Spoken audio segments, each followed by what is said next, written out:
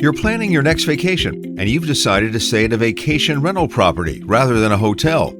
Just beware, if something goes wrong with your rental, as can happen, you might be on your own. I'm Herb Weisbaum, the Consumer Man, a contributing editor at Checkbook.org. Welcome to Consumerpedia at Checkbook.org. We're the nonprofit that helps consumers select services, avoid trouble, and save money. Because we don't accept any advertising or take money from any business we recommend, you can rely on Checkbook.org to be completely independent and objective.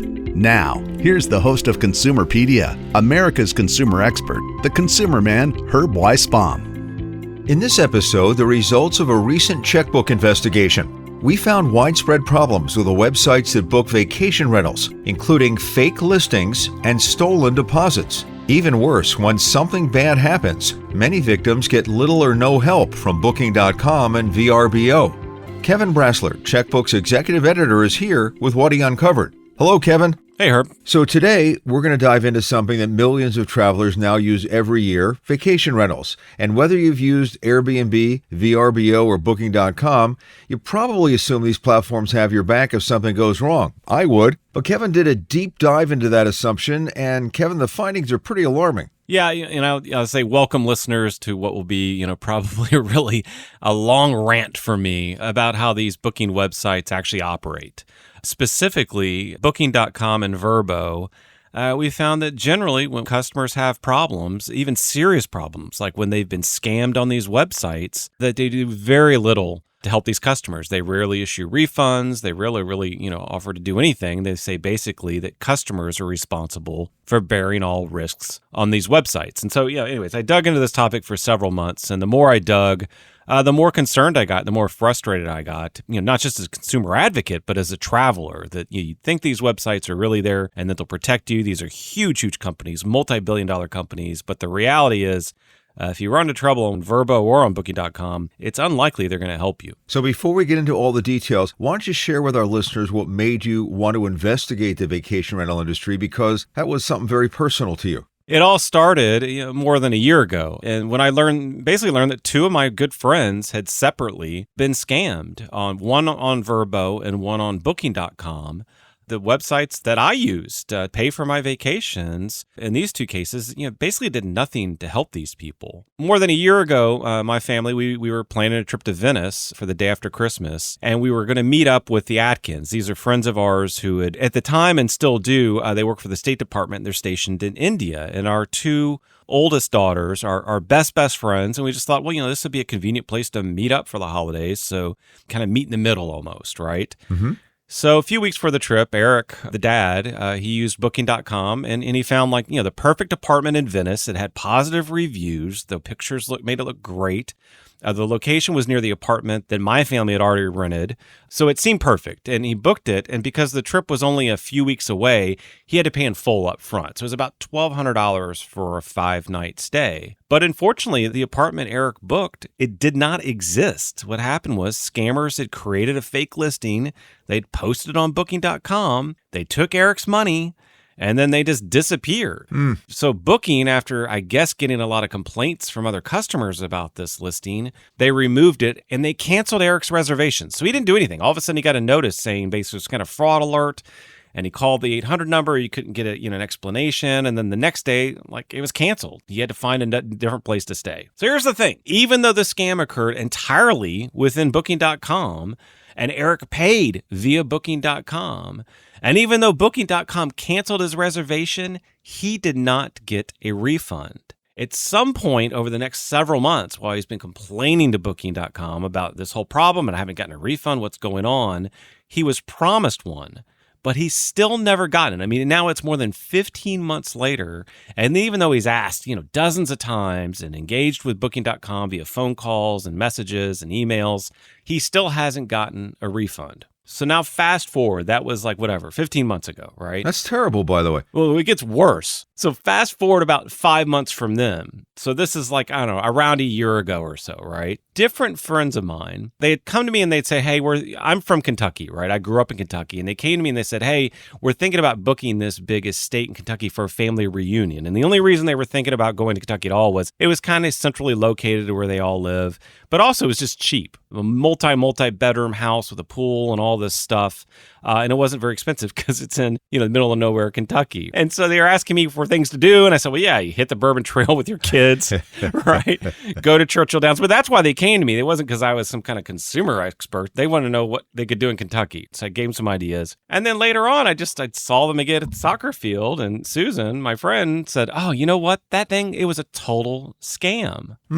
They booked this property on Vrbo. They prepaid more than $7,000 for this week-long stay. And basically, the people who were hosting this property just took the money and ran. So, Kevin, just to be clear, both your friends, Eric and Shannon, found out ahead of time that the booking was a scam. They didn't wind up and find out there wasn't a room there when they arrived at their vacation destination, as many people have. So the good news is, I guess, that both my friends, they each got lucky. I'm using quotey fingers for lucky, and that they learned that they had been scammed ahead of time. So in Eric's case, he still had 5-6 days to find a different place and book it. And interestingly, he rebooked at a second place using Booking.com because basically they had promised him that, okay, yeah, this is a scam. That's why we canceled. We'll go ahead and refund your money. Go ahead and find a different property. And for a minute, Booking.com tried to help him find a different place to stay. In the case of my other friend, basically Vrbo kicked this company that hosted, it wasn't a fake listing. What they were doing, they were legitimate listings according to Vrbo. What they were doing was taking deposits for properties or even full payment and then holding them for a little bit and then canceling but not returning the deposit. And so in the case of the Chuds, this Vrbo place in Kentucky, they booked what might have been a legitimate property, but the people that were managing it and taking all the deposits for these properties were just canceling on guests and not returning funds. They did this to a lot of people. They did it to brides who had planned weddings at some of these estates because it was more than just one place, more than just the one in Kentucky. They were all over the Southeast. But they had this long time reputation for basically taking in deposits and then stealing them, essentially, is what they were doing. So clearly this is not an isolated problem with a couple of people. This is an ongoing problem, an industry-wide problem that's affecting a lot of people. At this point, I learned about these two friends, alarm bells are ringing in my head. So actually, I spent a week just thinking about pretty much nothing else but vacation rentals and how many people are victimized by this, because this was a pretty easy way for people to steal money from my friends. How many fake listings are out there? How many people are complaining about these things? And in the end, my friend's troubles kind of led me to find out that this problem is surprisingly widespread. And one reason I say it was surprising is that I use Vrbo all the time to book vacations. I mean, I've probably had 30 or 40 stays using Vrbo, and fortunately, I haven't had problems. But after spending months digging, identifying and interviewing other victims, we analyzed thousands of complaints to the Better Business Bureau against problem properties in Vrbo and Booking and Airbnb. We reviewed customer reviews on Booking.com and Vrbo. We found that there is this consistent pattern. Travelers book a stay that they're required to pay up front. They do so, sometimes in full, and then the host either cancels on them or disappears, or the property turns out to be fake entirely. And here's the real concerning thing, and the surprising thing for me, is that when victims turn to the platforms for help, when they've turned to Booking.com and Vrbo for help, we found that they're largely told, well, you're on your own. Sometimes travelers, they've done everything right.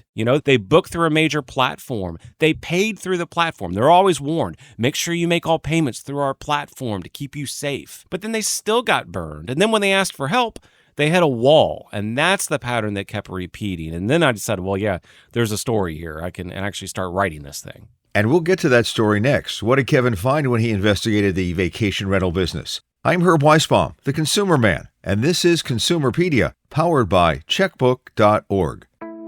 At Checkbook.org, we have the answers to your consumer questions 24/7. That's Checkbook.org. We're a unique nonprofit that can help you with select local service providers, avoid trouble, and save money. Because we don't accept any advertising or take money from any business we recommend, you can rely on Checkbook to be completely independent and objective. Our advice is always free. Ratings of local services are available with a subscription. If you live in one of these 7 metro areas and haven't joined Checkbook yet, check us out: Boston, Chicago, Philadelphia, Seattle, San Francisco, Minneapolis, St. Paul, and Washington, D.C. Get your free 30-day subscription by going to checkbook.org/consumerpedia.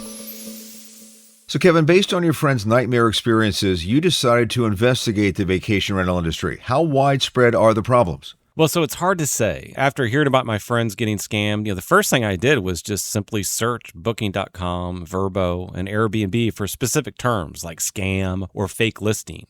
And because these websites, they index all their property reviews. So you stay at a place, you leave a review, that gets indexed by Google. They want Google to index those reviews.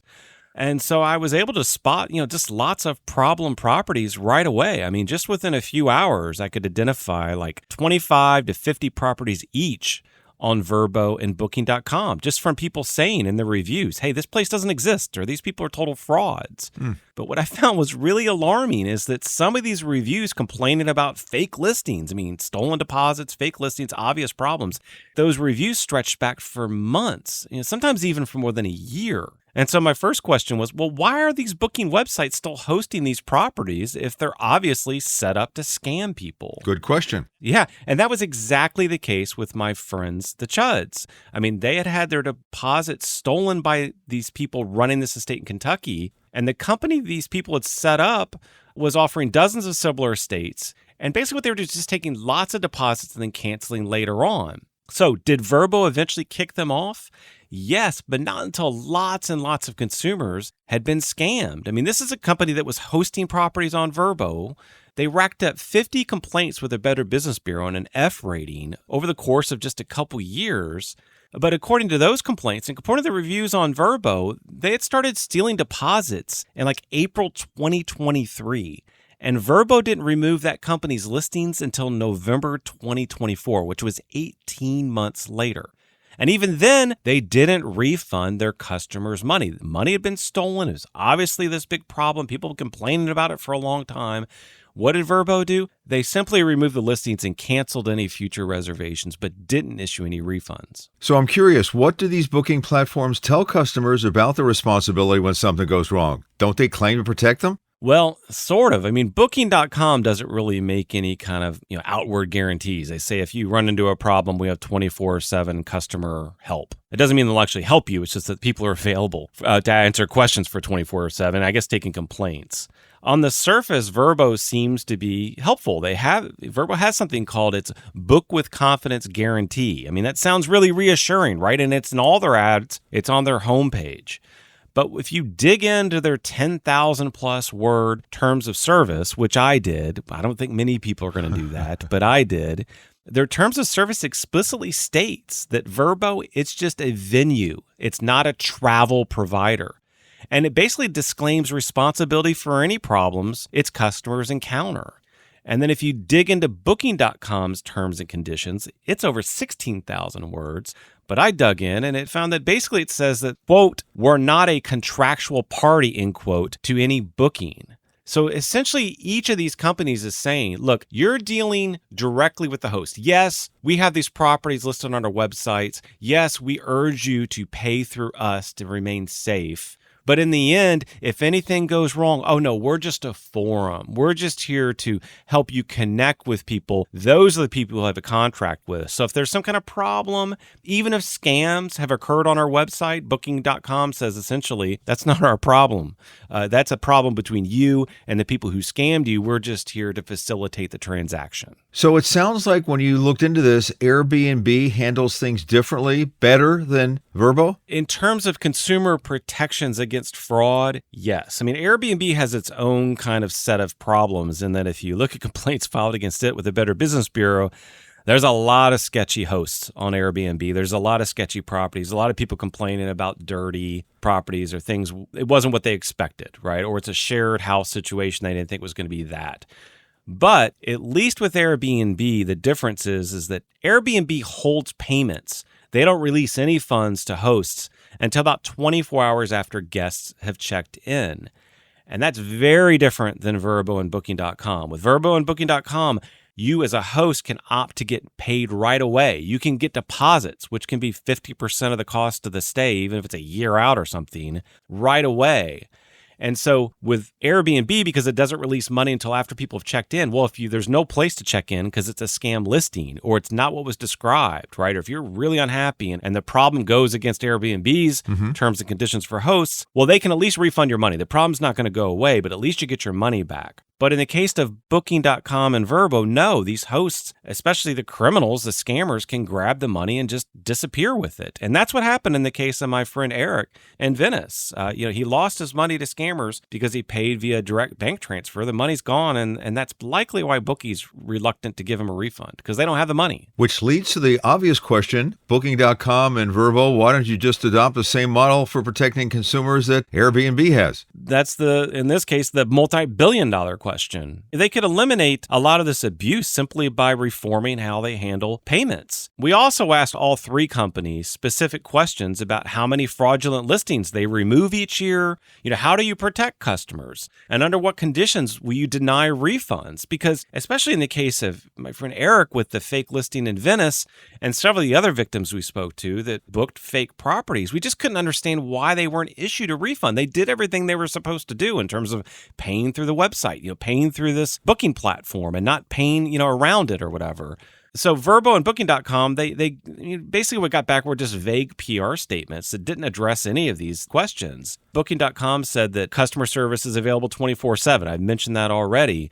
Vrbo just kind of pointed to its guarantee, but neither would tell us how often they actually issue refunds, and Booking wouldn't tell us, well, how often, does your guarantee, do you kick it in? Do you actually give people money back when they've rented properties under your, book with confidence guarantee? They wouldn't tell us. They couldn't tell us. So you said Eric paid via bank transfer. If he had paid via credit card, then he could have complained to the credit card company, got his money back, right? Yes. And so there's actually a key difference between how Eric paid and how my friends, the Chuds, paid, in that the Chuds paid via credit card. So when their stay got canceled, essentially by Vrbo, they heard from the host of this property, said, oh, sorry, this has been, that we've been deplatformed, or it was something like that. That was the wording they used.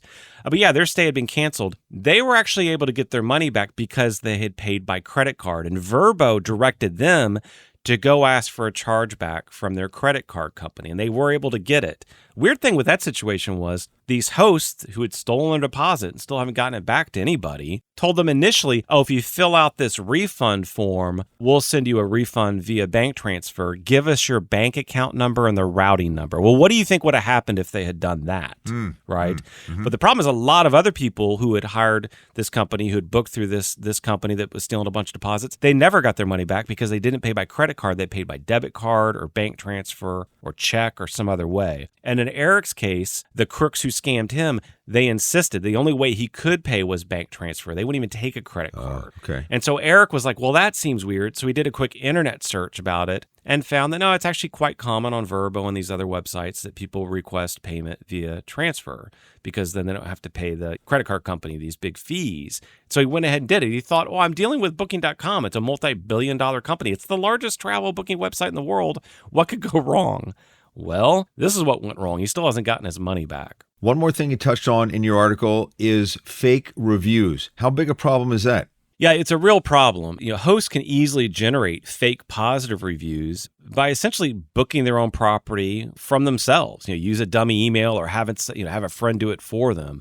So then their cost of doing that is, they have to pay the platform a commission, which is a small price to pay if you're intending on setting up fake listings and then later on keeping people's full deposits, right? It's a little bit of an investment you make to get your thing up there with a couple positive reviews, and then you get to take other people's money. And that's probably what happened with Eric. The other thing we found is that even when people leave legitimate negative reviews, sometimes they kind of get buried under how these platforms, how their rating systems work. We found a property in Glasgow when we were doing all this research. It was ranked dead last on Booking.com. It was ranked 413 out of 413 properties in Glasgow. And yet Booking.com at the time still displayed this guest choice badge along with that property. We're like, well, how did it get guest choice? It's dead last, right? Well, it's based on the fact it had a pile of reviews. All the reviews were negative, but it at least had a pile of reviews, and that was enough for Booking.com, I guess, to decide it was going to get this badge. So that was one of the things we asked Booking.com to explain. We're like, how's this happening? Booking.com never responded to that question. We sent it multiple times. And then a few weeks after we initially asked about this guest choice badge, it removed it entirely from all the listings on its website. It just stopped using it, which was, a little odd, a little curious. Way to go, Kevin. Well, clearly there is a problem here. So how do you protect yourself when you book a vacation rental? Kevin has some important tips to share with you next. I'm Herb Weisbaum, the Consumer Man, and you're listening to Consumerpedia, powered by Checkbook.org. Consumerpedia Fast Facts. According to a Statista Consumer Insights survey, 54% of those who traveled for pleasure in the past year stayed in a hotel. 20% stayed in a vacation rental house or apartment through booking platforms like Airbnb or Vrbo. 17% stayed at a campsite. For international travel, hotels were also the most popular pick. 55% of travelers on a pleasure trip to the United Kingdom and 48% to Germany choose a hotel. Statista also asked travelers which type of pleasure trips they took in the past 12 months. 60% said they went to see family and friends. Other popular getaways, beach vacation and city trips, followed by a nature or outdoors vacation. Okay, so you've heard all the potential risks involved with using a vacation rental booking site. What should you do if you go this route rather than staying in a hotel? And as we touched on, Kevin, the only way to pay to be safe is with a credit card. Yeah, and that's the most important thing to do. I mean, don't pay by bank transfer. Don't even use a debit card. Use a credit card. Because if you run into trouble, at least you can get your money back. The problem's not going to go away, but at least you can get your money back. The other thing is, I think Airbnb, it does offer stronger consumer protections. We've touched on that too. Mm-hmm. Having said that, no matter where you book, if you're booking a vacation rental, just know, look, this is going to be treated as a transaction between you and whoever the hosts are. If the hosts are criminals, you're dealing with criminals. That no one's going to step in, even these trusted brands, and make things right if you go wrong. You have to just assume that you're on your own and be very careful. Any other red flags we should look out for? I'd be wary of new listings with no reviews. And I'd be very wary of listings where, they have some reviews, but they're all very recent and all very positive. At this point, I would only book a property that has reviews stretching back 6 months or longer, maybe even a year. And I would really make sure that there are no negative reviews that say this is a scam listing. I mean, I would read every single review. Make sure you look at all of them. As the sites say, as the platforms say, you shouldn't pay anybody outside the platform. I think that's a good rule, but just know that even when you're paying within the platform, if you get scammed, you might not get your money back. Another thing is check the photos. In the case of Eric, there were great photos of this fake apartment. But, check that the photos show the exterior of the building, the street, multiple rooms.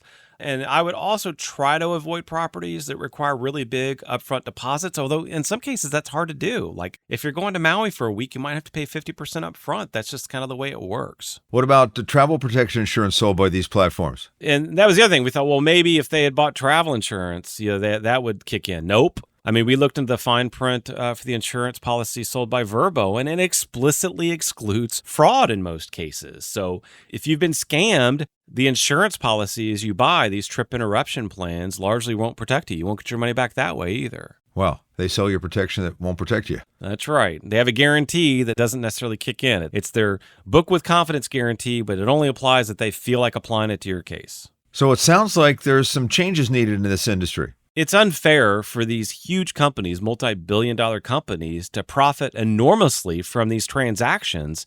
Oh, but when there's a problem, we claim no responsibility.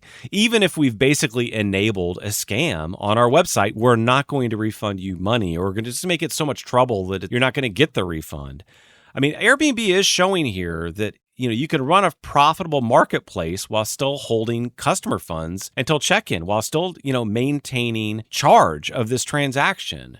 And so Booking and Vrbo, they could do the same thing. And until then, basically what they're saying is that the burden falls on their customers, and that any risk that's out there, that you're taking the risk, not these huge multi-billion-dollar companies that encourage you to book through their websites. Kevin, this has been an eye-opening conversation. Kevin Brassler is executive editor at Checkbook.org and also a frequent traveler. Now you know why when the Consumer Man and Mrs. Consumer Man travel, we go to Sheraton or Hyatt or Marriott or something like that. Maybe dirty inside, but there's always a building there. Well, it's not a terrible point to make. I mean, this is my colleagues and I were talking about this when we were doing the research, and one of them said, well, I think the lesson here is just always stay in a hotel. Well, and it's not such terrible advice because there's another problem with these vacation rental properties in that in some of these cities, especially including places like Venice and Paris and Barcelona, they're actually a big problem in terms of the local economy. They drive up real estate costs for everyone living there.